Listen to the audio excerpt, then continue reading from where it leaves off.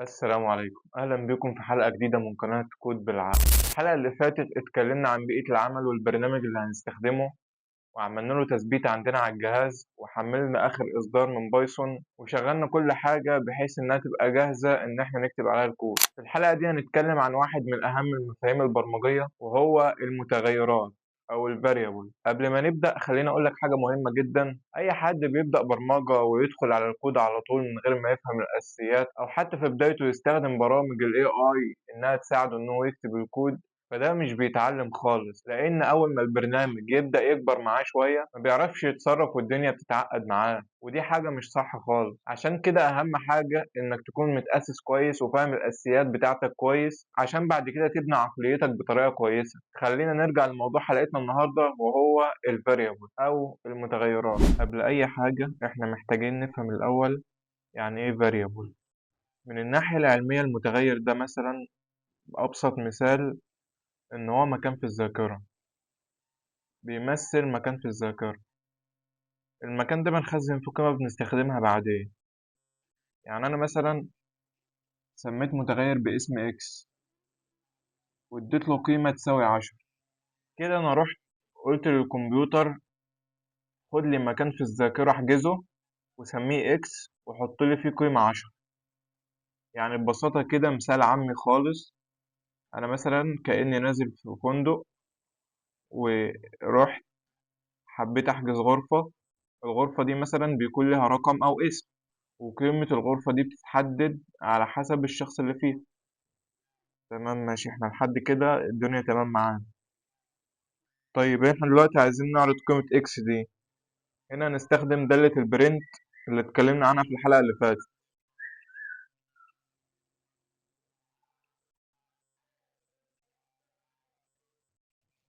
برنت اكس، واعمل رن للبرنامج،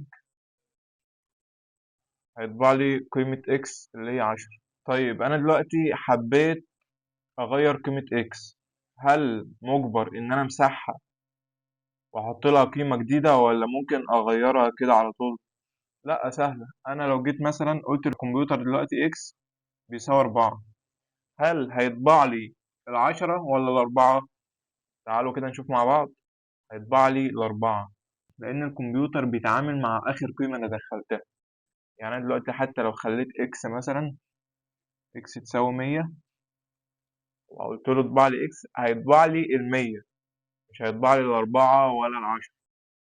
حبيت أعمل متغير تاني أسميه واي بيساوي 50 مثلا، وحبيت أعمل له برنت، طبع لي ال100 وال50. ال100 اللي هي قيمة الإكس، وال50 اللي هي قيمة واي.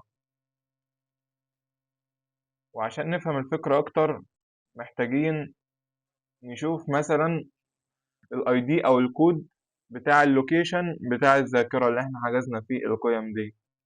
فهنستخدم دالة الاي دي. اي دي اكس قال لي ان الاي دي بتاع الاكس رقمه كذا، والاي دي بتاع الواي رقمه كذا. يعني معنى كده ان دول قيمتين متخزنين في اماكن مختلفة في الذاكرة. رحنا حجزنا قيمة الاكس وقيمة الواي في مكانين مختلفين تماما عن بعض. دلوقتي انا ممكن اسأل نفسي سؤال: هل أسامي المتغيرات مقتصرة على أسامي معينة أو حروف معينة؟ لا خالص، مش مقتصرة على كده. يعني أنا لو عندي مثلا حبيت أكتب نمبر مثلا بيساوي 2، ده اسم متغير عادي جدا هيشتغل معايا. أما هيقابلنا مشاكل لو عملنا إحدى الحاجات التالية. لو جيت مثلا عملت مسافة في اسم المتغير وكتبت كلمة تانية، كده هيبدأ يظهر لي مشكلة، لأن ما ينفعش أعمل مسافة في اسم المتغير. لو حبيت أعمل مسافة أستخدم حاجة اسمها underscore، وبرضه ما يبقاش في مسافة. number underscore 1. طب أنا حبيت دلوقتي أمسح، أسيبها زي ما هي مثلا، وأكتب هنا أبدأ برقم. هل ينفع أبدأ برقم في أسامي المتغيرات؟ لا، ما ينفعش أبدأ برقم. تمام. هل ينفع في الآخر كده أجي أستخدم رمز معين؟ لا، ما ينفعش أستخدم أي رمز نهائي في أسامي المتغيرات. ما ينفعش أستخدم أي رمز في أسامي المتغيرات. لو حبيت أكتب أرقام عادي أكتبها في الآخر مثلا، عادي أكتب أي رقم في آخر اسم المتغير، أما ما ينفعش أكتب أي رقم في أوله. وفي نفس الوقت برضو ما ينفعش أروح أسمي المتغير باسم محجوز في اللغة نفسها. يعني أنا دلوقتي عايز أسمي متغير اسم كلاس، فاسم كلاس ده زي ما هو جايب لنا كده إن هو اسم محجوز في اللغة. طب أنا حبيت أجرب أعمل يساوي 10 وجيت أطبع برنت المتغير اللي هو اسمه كلاس، هيجيب لي إن السنتكس اللي أنا كاتبه ده غلط، لأن ما ينفعش أختار اسم اللغة حجزاه كمتغير زي ما انتم شايفين كده invalid syntax. وكلاس ده اسم محجوز في اللغة هناخده بعدين، فما ينفعش أسمي المتغيرات بأسامي موجودة في اللغة. أتمنى يكون كلامي بسيط ومفهوم، ولو قابلنا حاجة في الحلقات الجاية إن شاء الله هنتكلم عليها. وبكده نكون وصلنا لآخر حلقتنا النهاردة. المرة الجاية إن شاء الله هنتكلم عن داتا تايب، وهو أنواع البيانات اللي إحنا بنخزنها في قيم المتغيرات دي، وإزاي نفرق بينهم وإزاي نتعامل معاهم وإيه العمليات اللي هتحصل عليهم. كل الحاجات دي إن شاء الله هنقولها الحلقة الجاية، أتمنى تتابعوا معانا. أشوفكم في الحلقة الجاية، وسلام عليكم.